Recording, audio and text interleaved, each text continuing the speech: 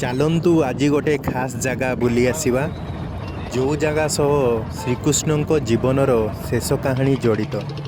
ତେଣୁ ଏ ଜାଗାର ବହୁତ ମହତ୍ତ୍ୱ ରହିଛି।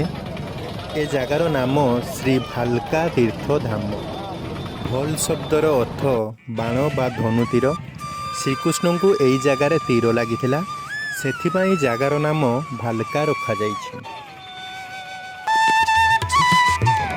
ପୌରାଣିକ କଥା ଅନୁସାରେ ଯେତେବେଳେ ଶ୍ରୀକୃଷ୍ଣ ଗୋଟିଏ ଅଶ୍ୱତ୍ଥ ଗଛ ମୂଳରେ ଧ୍ୟାନ ମୁଦ୍ରାରେ ବସିଥିଲେ, ସେତେବେଳେ ଜରା ନାମକ ଜଣେ ଶିକାରୀ ହରିଣ ଭାବି ଶ୍ରୀକୃଷ୍ଣଙ୍କ ପାଦରେ ତୀର ମାରିଥିଲେ।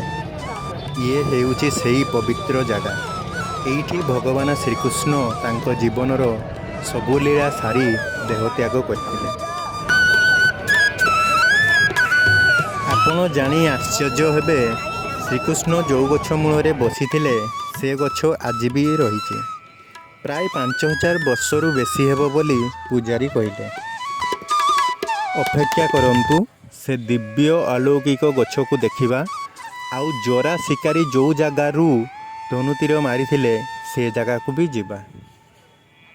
ଏ ଜାଗାକୁ ନେଇ ଯାହା ସବୁ କଥା ଅଛି, ସେସବୁ ମନ୍ଦିରରେ ପ୍ରମାଣର ସହ ଲେଖା ଅଛି। ଏମିତିକି ଶ୍ରୀକୃଷ୍ଣ ଯେଉଁ ଟାଇମ୍ରେ ଦେହତ୍ୟାଗ କଲେ, ଶ୍ରୀମଦ୍ ଭଗବତ ସ୍କନ୍ଦ ଅନୁସାରେ ସେ ସମୟ ମଧ୍ୟ ଲେଖା ଅଛି। 18 ଫେବୃଆରୀ ଅପରାହ୍ନ 2ଟା27, 3102 ଏମିତି କ'ଣ ଗୋଟେ ଲେଖା ଅଛି। ଚାଲନ୍ତୁ ଏବେ ମନ୍ଦିର ଭିତରକୁ ଯିବା। ଏହି ଗଛ ମୂଳରେ ଭଗବାନ କୃଷ୍ଣ ଧ୍ୟାନରେ ବସିଥିଲେ। ଗଛକୁ କଟା ନ ହୋଇ ମନ୍ଦିର ସେହି ଅନୁସାରେ ବନା ହୋଇଛି। ଆଉ କିଛି ସମୟ ପରେ ଗଛର ବାକି ଅଂଶ ବି ଦେଖିବା। ଦେଖନ୍ତୁ, ଭଗବାନ କୃଷ୍ଣ ଗୋଡ଼ ଉପରେ ଗୋଡ଼ ଲଦି ବିଶ୍ରାମ କରୁଛନ୍ତି। ତାଙ୍କ ପାଦ ପାଖରେ ଜରା ଶିକାରୀ ବସି ହାତ ଯୋଡ଼ି ଭଗବାନଙ୍କୁ କ୍ଷମା ମାଗୁଛନ୍ତି।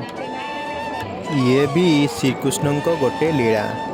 ସିଏ ତ ଅନ୍ତର୍ଯ୍ୟାମୀ, ତାଙ୍କ ଇଚ୍ଛାରେ ହିଁ ଏସବୁ ଘଟିଛି। ସେଥିପାଇଁ ତ ସେ ଶିକାରୀକୁ କ୍ଷମା କରିଦେଇଥିଲେ।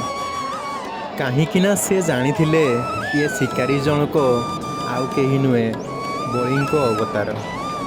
ତ୍ରେତୟା ଯୁଗରେ ଶ୍ରୀରାମଙ୍କ ଅବତାରରେ ସୁଗ୍ରୀବ ଓ ବଳିଙ୍କ ଯୁଦ୍ଧ ସମୟରେ ଏକ ଗଛ କଡ଼ରେ ଲୁଚି ବଳିଙ୍କୁ ଧନୁଶର ମାରିଥିଲେ ଓ କଥା ଦେଇଥିଲେ ଦ୍ୱାପର ଯୁଗରେ ଶ୍ରୀକୃଷ୍ଣଙ୍କ ଅବତାରରେ ବଳିଙ୍କ ଦ୍ୱାରା ଶରାଘାତ ହେବେ ବୋଲି। ତେଣୁ ଏସବୁ ତାଙ୍କର ହିଁ ଲୀଳା, ସିଏ ଆଗରୁ ସବୁ ଜାଣିଥିଲେ।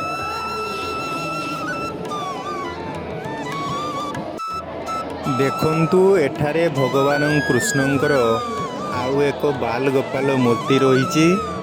ଏକ ସୂତା ଦଳିରେ ବନ୍ଧା ହୋଇଛି। ଲୋକମାନେ ସବୁ ସୂତାକୁ ଟାଣୁଛନ୍ତି, ଭଗବାନ ଦଳିରେ ଝୁଲୁଛନ୍ତି। ଚାଲନ୍ତୁ ଆମେ ବି ଟିକେ ଭଗବାନଙ୍କୁ ଦଳିରେ ଝୁଲାଇବା।